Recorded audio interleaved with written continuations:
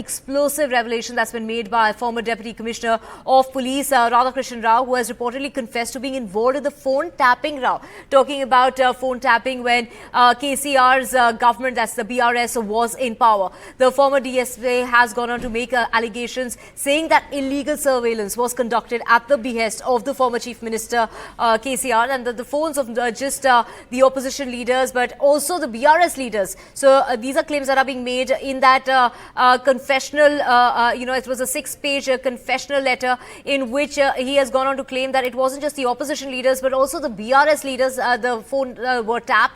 KCR wanted to get B.L. Santosh arrested to get relief for his daughter K. Kavita in the Enforcement Directorate case. Do remember that K. Kavita is under judicial custody. So this is in regard to that Delhi liquor scam. So this is what was being said as far as the former cop is concerned, who has made these toll claims. We have my colleague Uma joining us to get us more on this.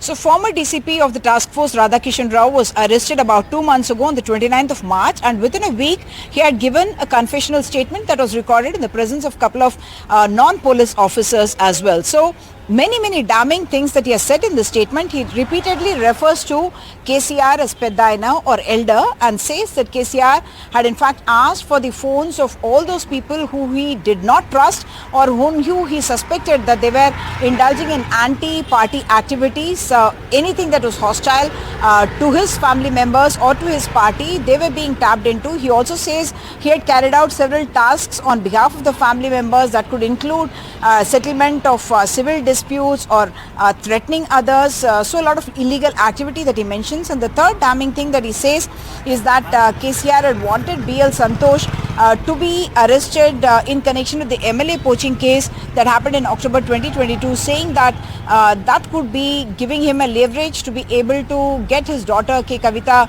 rid of the Enforcement Directorate case against her. So all this indicating for the first time directly pointing fingers at KCR and saying that he operated through Prabhakar Rao, who was a Special Intelligence Branch Chief, an IPS officer who was post-retirement posted as SIB Chief, that is supposed to look after left-wing terrorism, but ended up doing political intelligence work for the political party in power, the ruling party. That is what the confessional statement of Radhakishan Rao seems to suggest.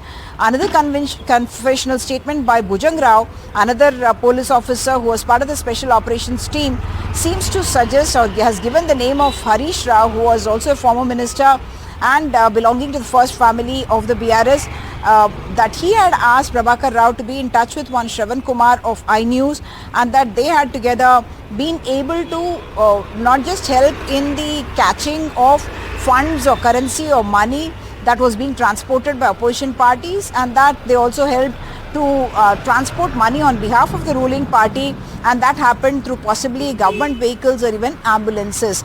There is also mention in these confessional statements that the phones of media barons were being tapped. There is also mention of a former journalist who also has dabbled in politics, Teenmar Mallanna, who has been a very staunch critic of KCR, and that he had been put away or arrested because the CM did not like any dissent or criticism of him, that he was being targeted by Teenmar Mallanna. The other mention is of Sunil Kanugolu, who is Congress strategist, and that because they were attacking KCR and the BRS, that his office in Cyberabad was also raided.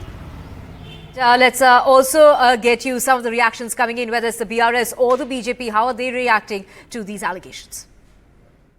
Generally, intelligence keeps tab on many people whom they really feel it is important to have an observation. Even our local political party leaders, movements at times are actually observed for want of different reasons, number one, for whatever knowledge I have. Number three, today there are lakhs of, surveillance cameras across the city. Even an accident can be tapped. So do you think that anything recorded in a CCTV is not in line with the legal source? The confession, if it is not retracted or if it does not turn hostile, would certainly stand legal scrutiny, because the confession would be an oath of a witness in court. And here, the fact that the confession was made following the regular legal process where hunchers were called and third-party witnesses were present when he made the confessional statement. And this confessional statement also is in tandem with the fact that the evidences that were produced. I was a part of both the